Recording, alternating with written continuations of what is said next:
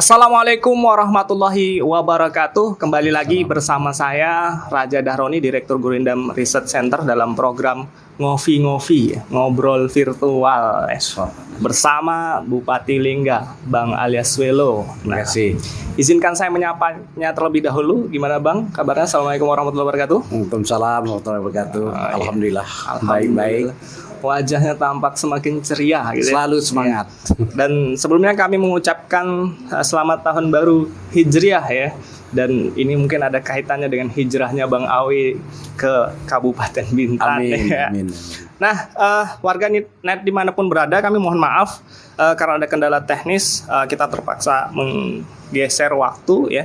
Tapi insya Allah mudah-mudahan tidak mengecewakan karena kesepakatan kita pukul 10.30 dan alhamdulillah ya karena ada kendala teknis Pak Bupati atau Bang Awi bisa bersama kita menyapa warganet dimanapun berada. Nah Bang, kita untuk menghemat waktu kita langsung saja karena kita punya waktu 30 menit nih ya.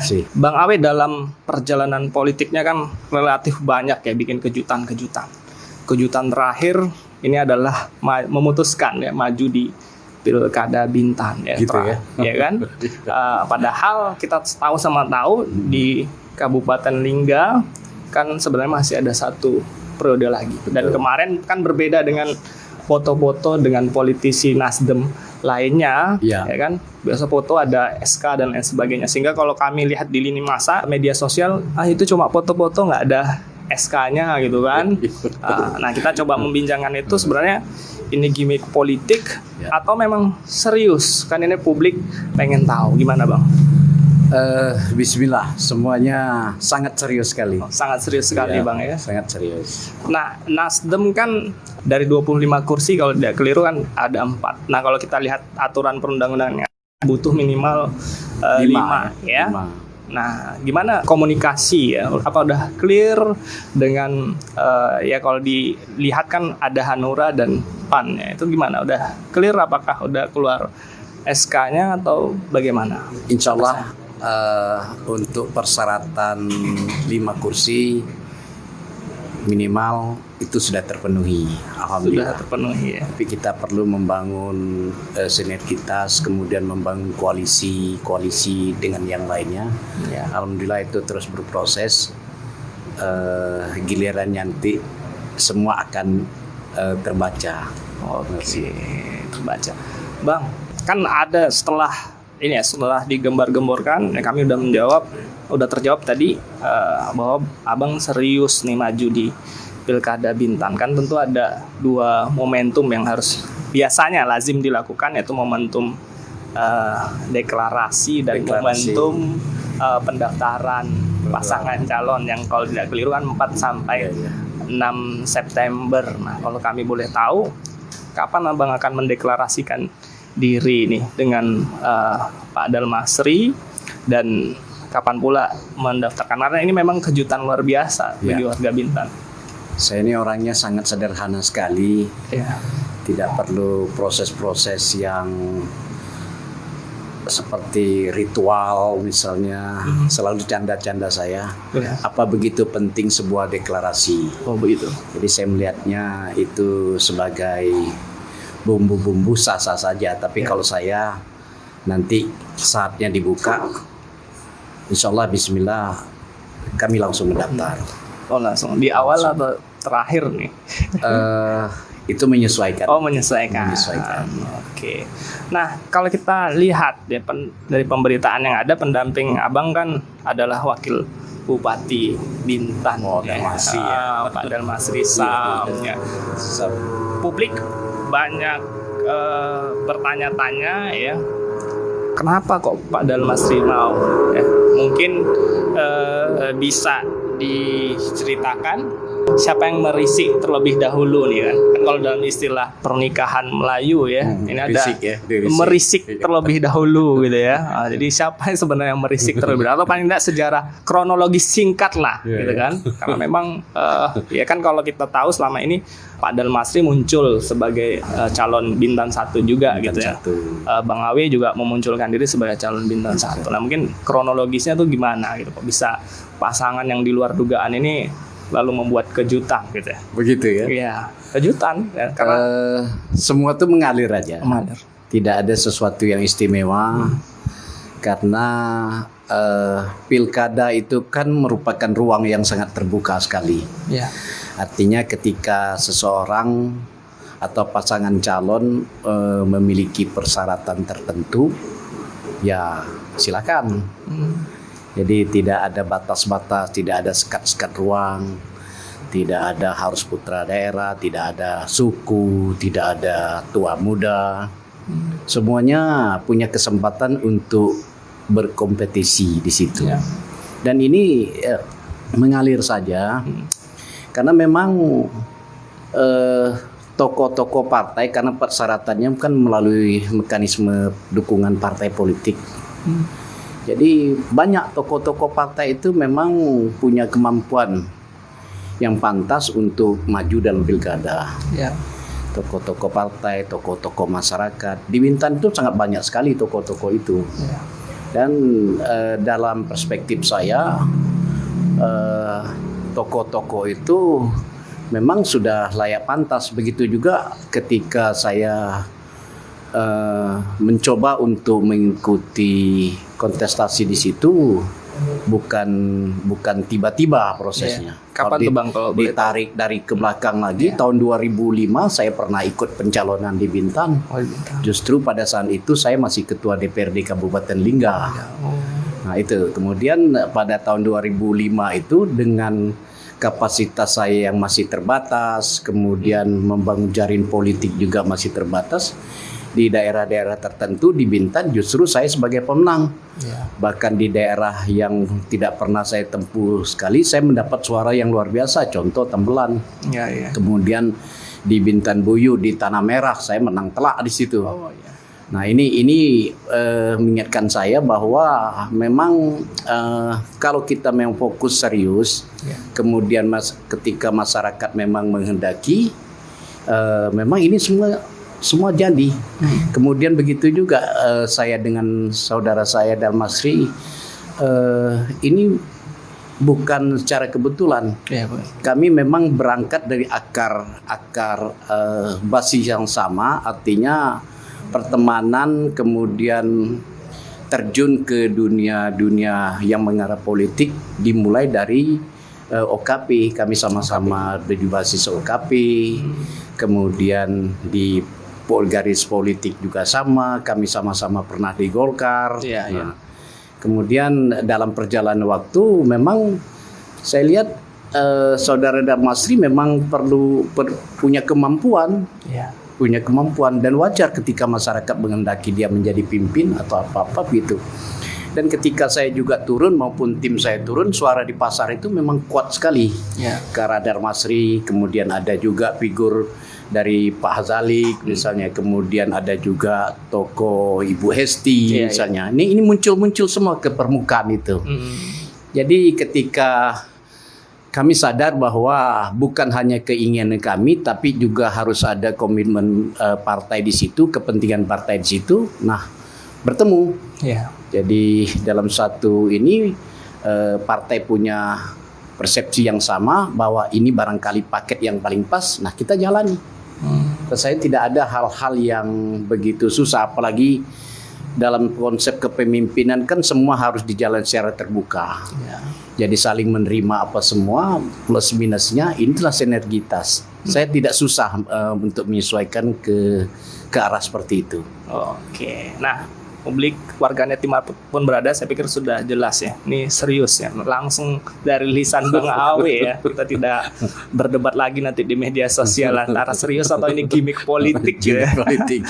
Bang, Ya. sebenarnya apa sih daya tarik Bintan? Apakah Lingga sudah kehilangan pesonanya gitu sehingga intinya apalah daya tarik Bintan gitu? Tiba-tiba, walaupun tadi sudah disampaikan ini tidak muncul tiba-tiba, tapi apa yang memotivasi Abang untuk maju di Pilkada Bintan? Apakah memang ada bagian dari rencana ya Abang bahwa di Lingga ada regenerasi ya, perlu regenerasi ya, atau bagaimana ini? Bintan Lingga itu adalah suatu rumpun ya, satu rumpun. Jadi dengan kekiniannya mempunyai potensi-potensi yang luar biasa. Jadi saya memulai itu dulu, mulai karir politik di Lingga, kemudian di Bintan juga pernah dengan pencalonan kemarin di Bintan. Jadi saya lihat memang sesuatu, saya yakin daerah ini akan maju. Kemudian daerah ini kalau kita sinergitas dengan daerah-daerah pertumbuhan lainnya saling bersinergi untuk maju. Dan kemarin juga ketika masih di awal-awal, saya lihat potensi-potensi di Bintan dengan di Lingga ini ada kesamaan yang kalau kita betul-betul kita satukan dalam suatu rangkaian sinergitas, itu akan luar biasa sekali energi yang ada di situ. Jadi pernah saya dengan saudara saya Apri, saya bilang, Adinda, kita harus punya komitmen ini. Karena karakteristik daerah kita sama, daerah kepulauan, kemudian sejarah masa lalu kita antara Bintan dan Lingga itu luar biasa sekali. Itu persoalan sejarah, tapi soal potensi kekinian kalau kita bangun bersama ini luar biasa. Jadi kita mungkin bisa menggali potensi wilayah kita dalam satu konsep pembangunan bersama, kemudian ini dan ke depan itu akan menjadi contoh.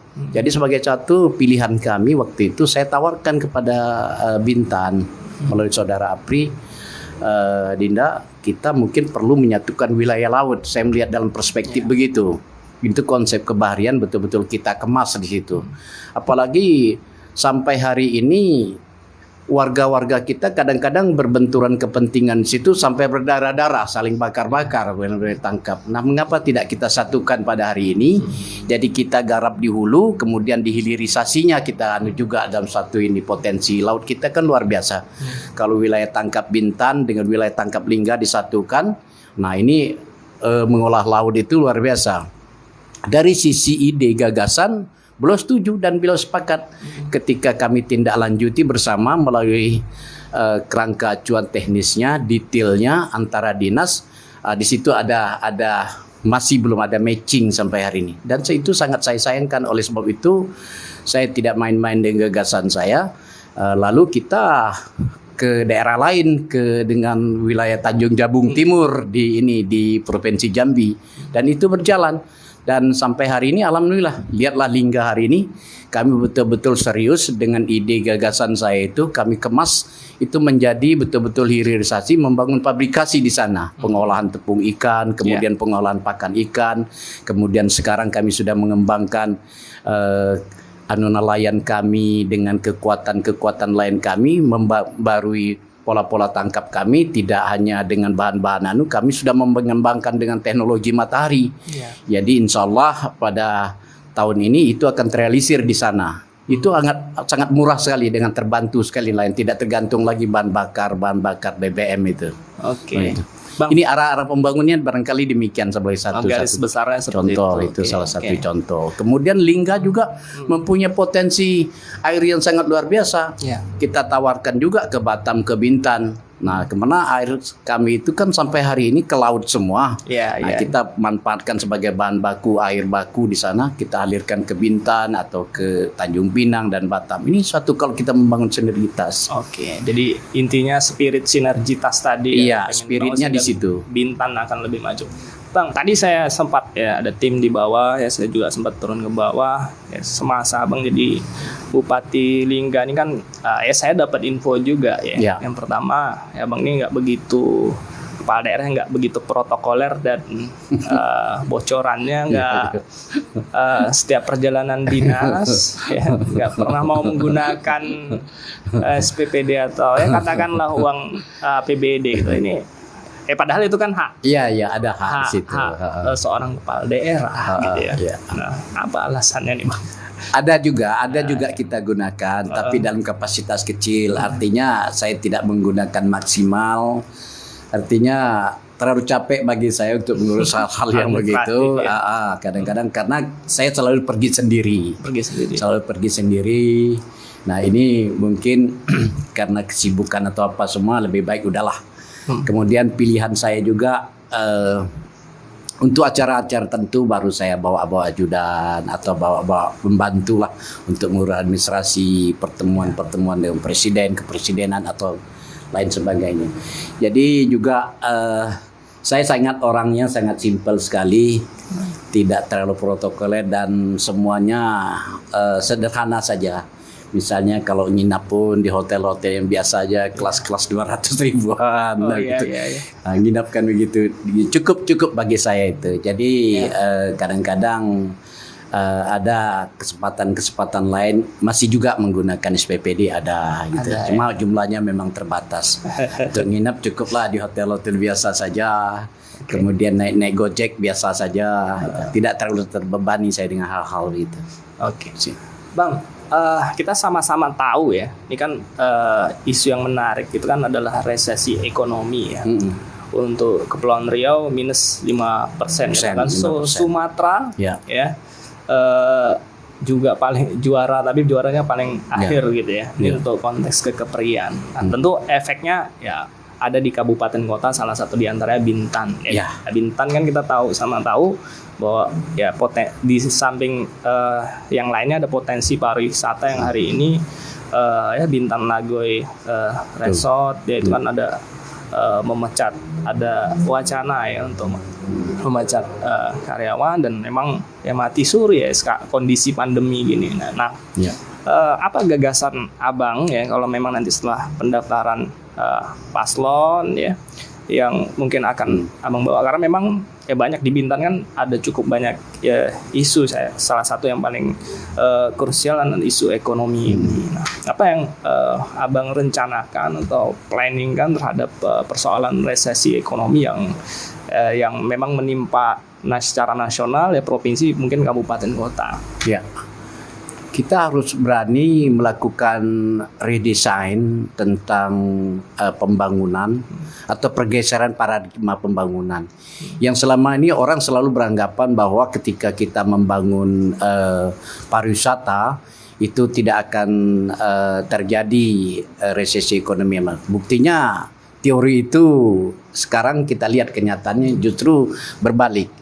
Kita lihat di daerah-daerah yang selama ini mengandalkan sektor pembangunannya, pendapatan daerahnya berdasarkan sumber itu hampir semua kolaps. Bali, Sumatera Utara, Jakarta, termasuk kita Bintan, Batam dan lain sebagainya gitu. Jadi makanya kita harus meletakkan fondasi ekonomi ke depan itu sesuai dengan karakteristik kemampuan wilayahnya, potensi wilayah. Dan saya sadar sekali itu, makanya saya tidak mau tergoda dengan model-model pembangunan yang mengarah hanya tertumpu pada satu sektor. Di Bintan itu saya betul-betul fokus di tahun pertama, tahun kedua kami sudah harus fokus dalam pembangunan di sektor pertanian, perikanan, peternakan, kemudian dengan pariwisata. Jadi situ kami bangun infrastrukturnya semua dan alhamdulillah ketika ada pandemi COVID-19 ini dampaknya kecil sekali bagi kami. Di Lingga kecil sekali bagi kami karena semua sektor kami berjalan sekarang ini.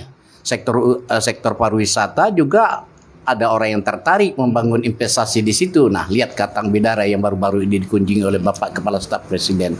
Luar biasa potensi itu. Jadi kalau dalam konteks Bintan ke depan, dalam perspektif saya, kita harus membangun redesign, tidak lagi mengandalkan satu-satunya pada sektor pariwisata. Itu bangkrut ekonomi kita kalau kita hanya mengandalkan itu. Jadi kita redesign. Misalnya kita menggarap wilayah-wilayah pesisir yang notabene adalah masyarakat nelayan di situ. Kalau ketika masyarakat nelayan kita memberikan sentuhan teknologi, model tangkap, ekonomi mereka terdongkrak, terbantukan, ini akan menjadi spirit baru untuk kedepannya dari sisi keekonomian. Kemudian para petani-petani kita, daerah ini kan daerah sangat strategis sekali. Bintan ini kan wajah lain dari sisi Batam ke luar negeri. Banyak hal yang bisa kita jual. Nah, ini kita garap tidak jauh berbeda, sektor pertanian, perikanan, kemudian pariwisata itu sudah tetap, itu memang sudah lead misalnya. Nah, ini yang harus kita fokuskan ke depan itu. Kemudian membangun wilayah-wilayah pesisir. Nah, kantong-kantong kemiskinan itu selalu ada di daerah-daerah pesisir. Itu saya sadar betul itu. Oke. Nah, Bang, kalau kita perhatikan Bintan saat ini ya. Kalau menurut penilaian Abang gimana? Ya, Bintan saat ini. Bintan saya mengamati dari beberapa kepemimpinan mulai dari Ansar, kemudian saudara saya Apri, berjalannya cukup progresif sebetulnya. Cuma memang ada hal-hal yang perlu kita benahi bersama, karena begini, Bintan ini kita tidak bisa melihatnya hanya dalam perspektif Bintan saja, tapi karena ini merupakan satu pulau yang besar, kemudian satu pulau ini ada 3 pemerintahan. Ada Kabupaten Bintan, ada Kota Tanjung Pinang, kemudian ada ibu kota provinsi di sini. Nah, kalau ini kan kita harus membangun suatu desain pembangunan ke depan yang membangun sinergitas antara ketiga pemerintahan ini. Jadi dengan provinsi. Nah, kita harus berpikir dalam konteks Bintan, kita harus lihat ke arah mana kita akan bangun ini. Bagaimana atensi daripada provinsi, kemudian bagaimana draft pembangunan yang ada di wilayah samping kita, tetangga kita. Ini harus bangun sinergitas. Nah, kalau jangan hanya dalam beberapa tahun kita lihat amati persoalan-persoalan pengalihan aset yang tidak tuntas, itu mau dikemanakan, mau diapakan. Kemudian ada lagi program besar dari proyek-proyek Lagoy Antoni Salim dan grup lain sebagainya itu. Nah, ini kita harus berdesain. Misalnya penguasaan lahan yang begitu besar itu sudah sampai di mana progresnya dan kapan ini akan tuntas semuanya. Nah, begitu. Kemudian pembangunan di daerah Kijang misalnya di situ. Nah, ini harus kita lihat, kemudian di Tanjung Uban dan sebagainya. Kemudian saudara-saudara kita di daerah-daerah pulau-pulau yang jauh dari jangkauan. Nah, ini. Jadi kalau tidak ada sinergitas antara provinsi, kemudian Pemko Tanjung Pinang dengan Bintan sendiri, rasanya kita terlalu naif untuk bergerak sendiri-sendiri dan terlalu kepedean gitu begitu. Tapi setidak-tidaknya kita bangga dengan beberapa pemimpin kita. Penguatan infrastruktur itu sudah saya lihat kemarin dari zamannya Pak Ansar. Nah, itu sudah cukup. Jadi untuk membenahinya tidak terlalu sulit ya. Tidak terlalu sulit lagi karena memang Pak Ansar sudah meletakkan suatu fondasi pembangunan infrastruktur yang cukup baik sekali bagi saya. Tidaknya jalan-jalan poros itu sudah terbangun, jalan-jalan penghubung terbangun. Hanya barangkali fokus kita menata wilayah pinggiran dan wilayah pulau-pulau sampai ke Tambelan sana, sampai Pulau Penjantan di sana. Itu potensinya luar biasa sekali di Tambelan, dan apalagi Tambelan sudah ada ya sudah baik sekali, sudah ada bandara. Waktu saya masih melewati rute-rute itu dalam kapal-kapal saya dulu, melewati rute situ dari Kalimantan pasti singgah di daerah Penjantan. Di sana itu potensi itu luar biasa. Jadi saya terobsesi waktu itu ketika saya maju dalam kontestasi pilkada tahun 2005 itu, saya melihat, saya terobsesi. Wah, di sini alangkah baiknya kalau kita bangun landasan helipad dan kita jangkaunya mungkin akan lebih mempermudah, tidak hanya suatu bandara yang itu waktu itu. Helipad sudah cukup. Dan alhamdulillah realitasnya hari ini kan sudah wujud bandara. Ini akan banyak membantu masyarakat setempat. Oke. Nah, terakhir nih Bang, karena kameramen udah kasih kode ini 5 menit lagi katanya. Kerap ya kepala daerah selalu berkilah ya. Karena ini kan kebijakan pusat ya. Memang kan diatur Undang-Undang 23 tahun 2004 tentang 2014 tentang Pemda ya. Ini kan kebijakan pusat, bukan kewenangan daerah, bukan kewenangan bupati ya. Nah, kalau Abang sebagai pengalaman mendekati 5 tahun menjadi Bupati Lingga, gimana inovasi strategi, karena memang itu realitas, ada regulasi yang memang diatur oleh pusat ya, dan dibagi lagi ke provinsi dan kemudian dibagi lagi ke kabupaten kota. Nah, bagaimana cara Abang bahwa mensiasati ya, memang regulasi ya, ada kewenangan terbatas, sementara realitas pemerintahan di lapangan kan memang cukup kompleks ya. Gimana Bang selama ini Abang mensiasatinya gitu? Rumusnya, kuncinya kita harus berani saja berinovasi. Kita harus berani berinovasi. Semuanya tidak dalam koridor-koridor aturan yang terlalu kaku. Artinya kita harus berani membuat terobosan, mengembangkan kreativitas dan potensi yang ada di wilayah kita. Itu saja.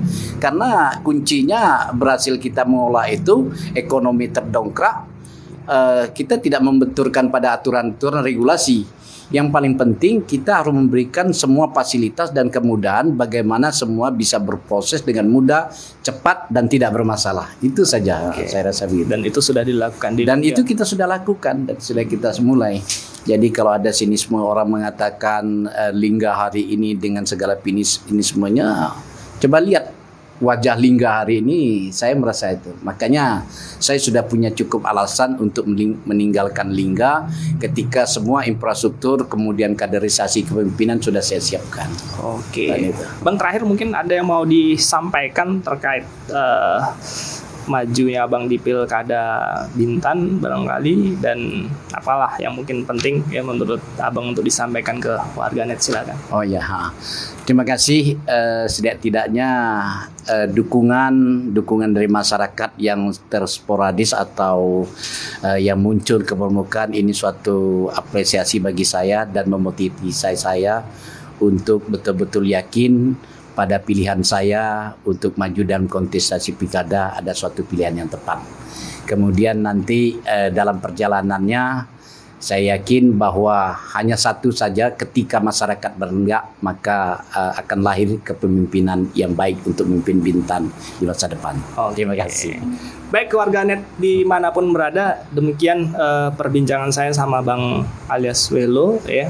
Kami mengucapkan terima kasih banyak sudah meluangkan waktunya hadir di studio Min yang cukup sederhana ini. Mudah-mudahan ya kami doakan sukses. Amin. Ya pada masa pendaftaran nanti, dan terima kasih saya ucapkan kepada Riuh Coffee ya, beberapa media cyber ya, Lucky Kreator yang sudah membantu kita merekam. Terima kasih, saya bangga hadir di sini. Merekam kita nih berdua ya. Ada juga On Logo Design ya, yang sudah mendesain leaflet dan banner-banner kita selama ini di media sosial ya. Baik, itu saja warganet, mudah-mudahan bermanfaat. Jangan lupa subscribe channel Raja Dahroni ya. Semoga nanti akan kita putar ulang lagi di YouTube. Ini sudah beredar nih Facebook nih. Insyaallah segera viral nih. Jangan lupa di like, share sebanyak-banyaknya. Baik, itu saja dari saya. Saya mohon maaf apabila ada kekurangan dan kehilafan. Billahi taufiq wal hidayah. Assalamualaikum warahmatullahi wabarakatuh. Waalaikumsalam warahmatullahi wabarakatuh.